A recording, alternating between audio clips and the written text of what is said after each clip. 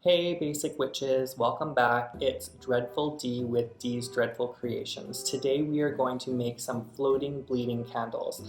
I got this inspiration from a video on YouTube. A girl made some floating candles from a Harry Potter video, but today we are going to take that same idea and we're going to make some bleeding candles. So what you're going to need for the project today is just some paper towel rolls, either from paper towel or toilet paper rolls for smaller candles.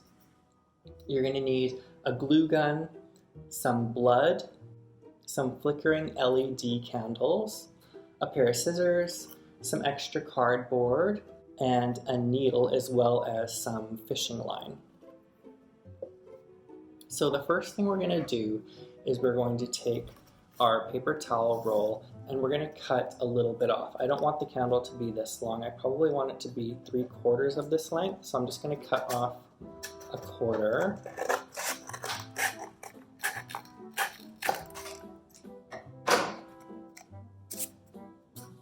And then the top of it, I kind of want to be like a candle that has been melting. So I'm going to make the top kind of wavy in like a wavy pattern like this. So I'm just going to go through in the top and cut off some wavy edges.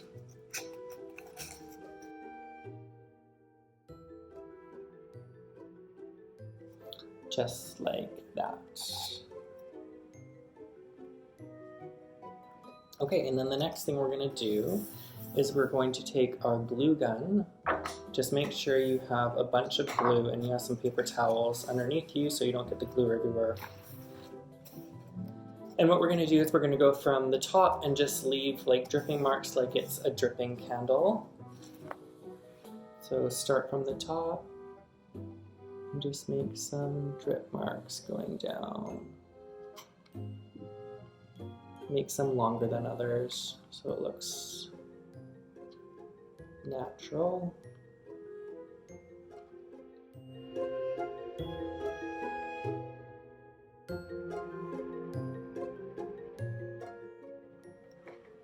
Get another glue stick.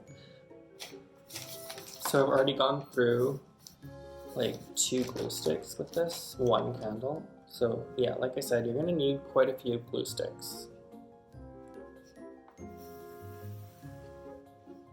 Okay, I am finished adding the glue. That looks so cool. So it goes all the way around, varying in different lengths. There will be some stringy things here and there, and just you can pick those off after it's all dried. The next thing that we're going to do is we're going to take just some spare pieces of cardboard and we are going to place this on top, draw a circle around it, and then place that underneath. Just glue it underneath so that it has the bottom.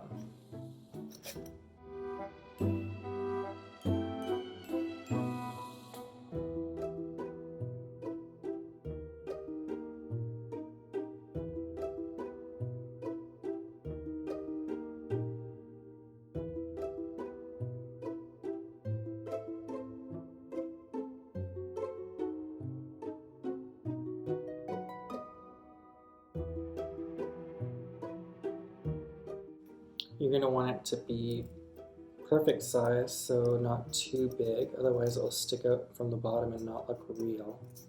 But you don't want it to be too small either, because then it will just go right up into it.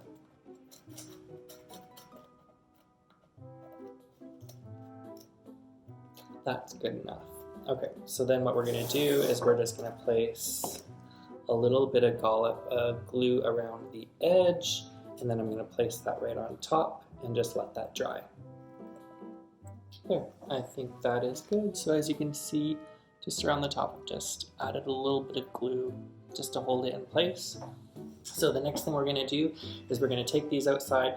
I'm going to spray paint mine black, and then over top of all of the drip marks, I'm going to make that red, and I'll go in there with some red paint and some blood after we spray painted it. So we will meet back once these are completely black. Alright, so we have finished painting our candles, so now they look like this. So they look pretty cool. And then the bigger one, this. So next what we're going to do is we're going to take some acrylic paint and we're going to paint the dripping wax so that it's red, so it looks like blood. I got some acrylic paints from the dollar store. They came in a little pack like this for a bunch of different colors, and I think they were about $2, so a great deal. So I mixed a little bit of red with a tiny bit of black, just to get sort of like a blood color. And then we're just going to paint right over top of the dripping wax, so that looks like blood. Make sure you get it right to the top.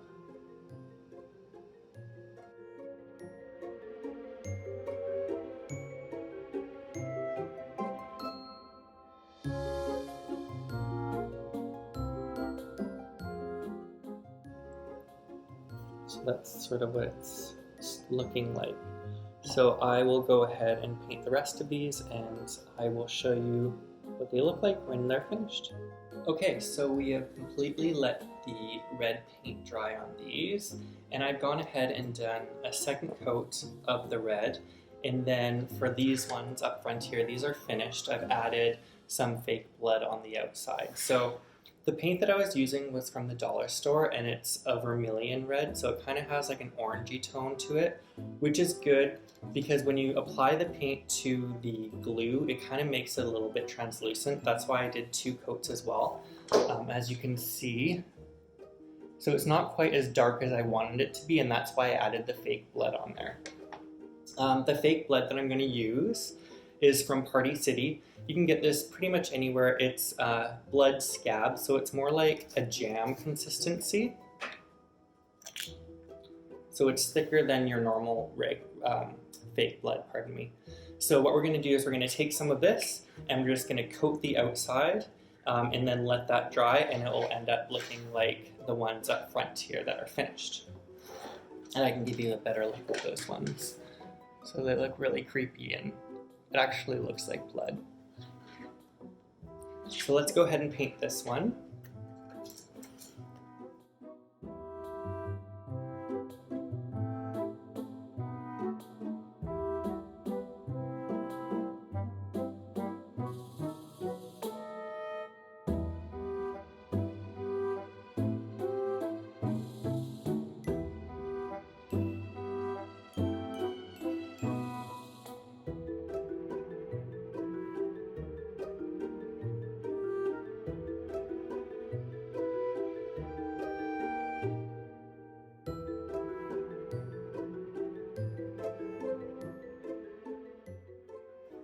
All right, perfect. So I've finished that one.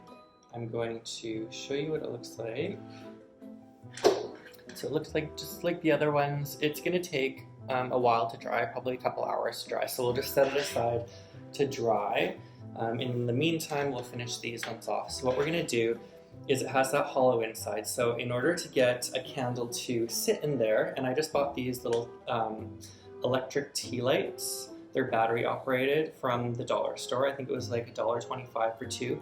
These ones work perfectly because the flame flickers and the actual candle part is black, which works well for our project because we're doing black candles. So what we're going to do is we're going to take some tape, just any sort of Scotch tape that you have, and we're going to kind of create like a little platform inside with the tape so that the candle can sit on it. So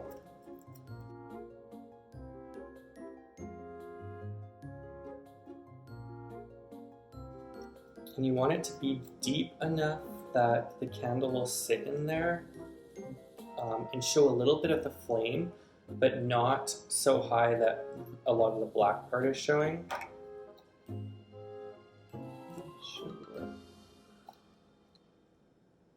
And then if there's any excess tape, just cut it off with some scissors.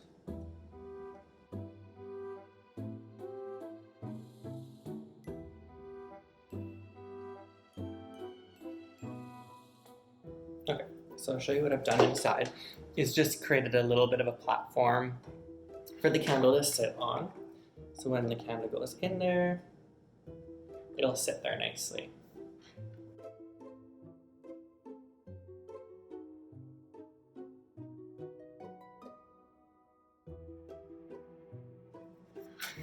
Beautiful, just like that. And then the last step that we're going to do is we're going to take some fishing line, and it's important to use fishing line because you want the illusion that it's floating. If you didn't have fishing line, you can't find any, you can probably use dental floss, although you're not going to get quite as good of an illusion that it's floating as you would with the fishing line. So we're going to take some of this fishing line, and we're going to take, I have a little needle stabbing tool here. I'm just going to stab a couple of holes through here, underneath where the tape is, on one side and then the other side, and just weave the fishing line through and give it a big loop.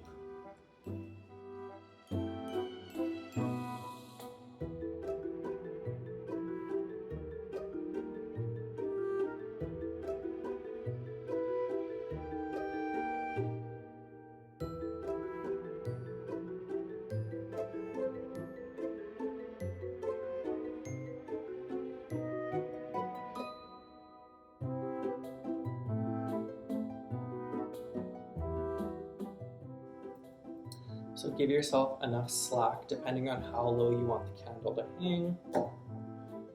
And it's going to be doubled up, so just remember that.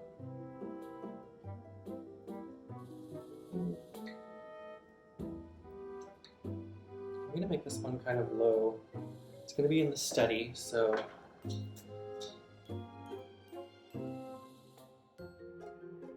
then just take your one end and poke it through. And poke it through the other end. Alright, now that it's through, ooh, it floats. Okay, so what we're going to do is we are going to just tie a knot at the end of it.